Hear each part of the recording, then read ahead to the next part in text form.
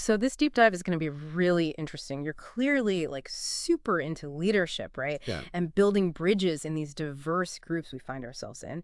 And this excerpt you shared about the church, it really dives into that. It's about creating a bigger table, and not by just, squeezing in more chairs, Yeah. but by actually getting like really understanding the different ways people see the world. Yeah, what I think is so fascinating here is this idea that we can actually map out these different worldviews, right? Like Right. as stages of development. And get this, each stage has its own like unique strengths when it comes to inclusivity. Okay, see, now that's what I'm talking about. Let's unpack that a bit.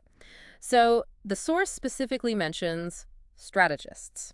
It says they're particularly good at like fostering this kind of understanding. What does that even mean? Like, are we talking about people who are really good at strategy, like church potluck strategists?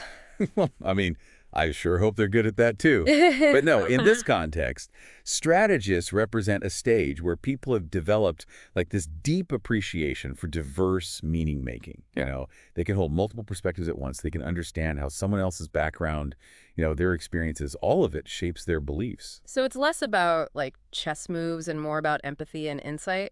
Being able to walk in someone else's shoes, even if you haven't walked their exact path. Exactly. Yeah. Yeah. And it's about recognizing that what might seem like a wrong viewpoint to one person, it could simply reflect a different stage of development, not a lack of intelligence or good intentions. That really resonates with me, actually. I know I've been guilty of assuming someone, just doesn't get it when maybe I'm the one who hasn't expanded my own understanding. There's this one line in the excerpt that really struck me.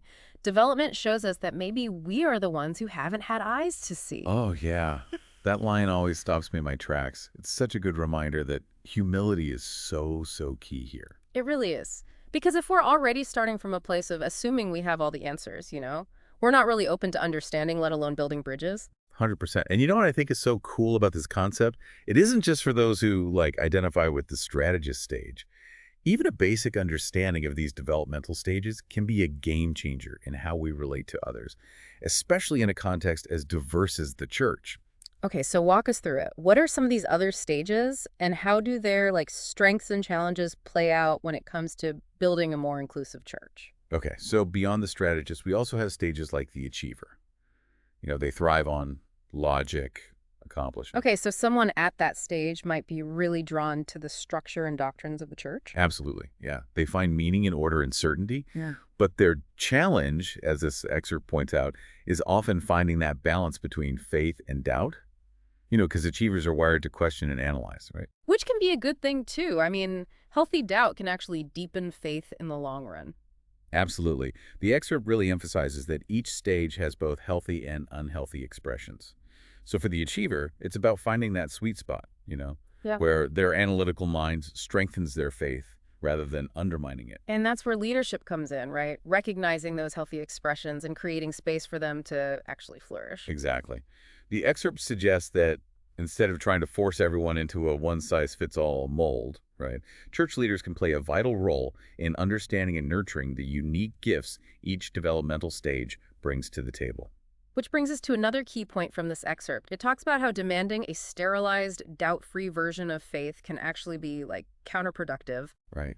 Yeah, if someone, especially someone in that achiever stage we were talking about, if they feel like they can't even express their doubts or questions, Yeah. they might end up feeling alienated from the church altogether. And that's the opposite of what we want. We want a church that welcomes people, doubts and all. But how do we navigate those different perspectives, especially when they clash? That's where understanding these developmental stages can be incredibly helpful, especially when we're having those like tough conversations that inevitably come up, in the church. Okay, yeah, let's dive into that a bit more.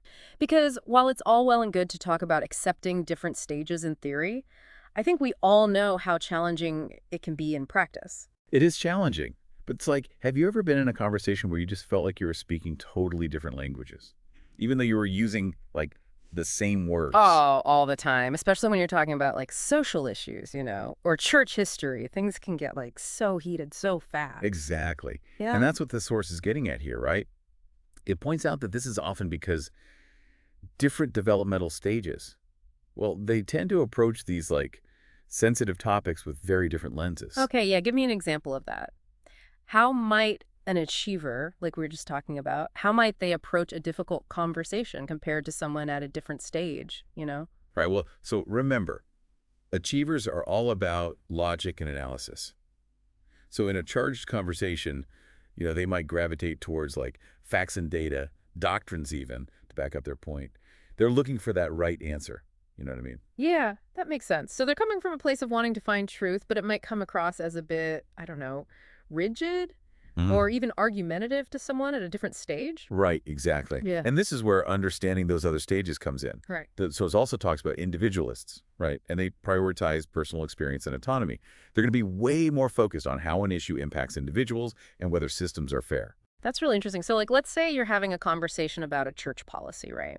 An individualist might be more likely to focus on how it affects people on, like, a personal level, while the achiever might be zeroed in on, I don't know, the doctrinal justifications for the policy. Exactly. And you can see how those two perspectives, while both valuable, they could easily clash if we aren't aware of those underlying like dynamics at play. It's like they're both holding a piece of the puzzle, but they're struggling to actually like see the full picture together. So instead of getting defensive or shutting down, how can this awareness help us navigate those like potentially tense moments more productively? Well, I think it all comes back to assuming good faith. If we can remember that someone's viewpoint, even if we totally disagree with it, if we can remember it's likely coming from their stage of development, well, it helps us to listen with more empathy and respond with more patience. So instead of trying to win the argument, it's about trying to understand where the other person is coming from and maybe even learning something from their perspective in the process. Exactly. Because remember, no one stage is inherently better than another, right?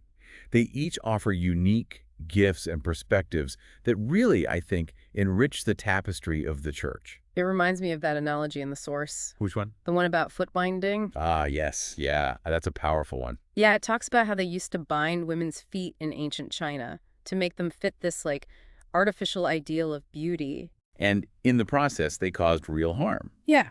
Preventing the foot from developing naturally. Exactly. And the source, it draws this parallel to how we sometimes do that at the church, even with good intentions. Like, we have this image of the perfect Mormon, and we try to force ourselves and others to fit into that mold, even if it means sacrificing our authenticity or silencing parts of ourselves that don't quite fit. Yeah, it's like we're more focused on conformity than on actually fostering spiritual growth and understanding. It's like we often talk about the church being a big tent, right? Right. But this takes that metaphor to a whole new level, you know what I mean? I know what you mean. It's not just about making room for everyone under one generic tent.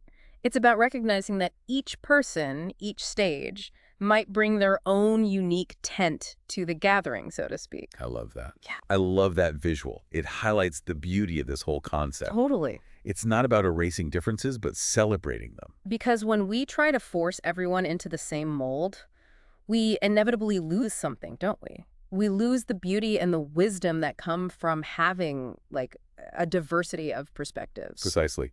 It's like trying to make a garden with only one type of flower, It might be pretty in its own way, but it would lack that vibrancy, that variety of a garden that embraces the full spectrum of colors and forms. And to bring it back to the source, each of those flowers, those expressions of faith, might require a different kind of care, a different approach from leadership. I couldn't agree more. It's not about having all the answers as leaders, It's more about creating the conditions where those different expressions can thrive. I see what you're saying.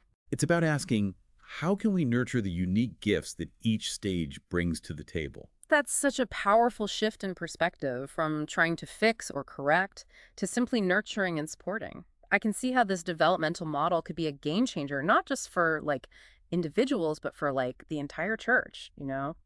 It's about recognizing that we're all in this together on a journey of growth and discovery.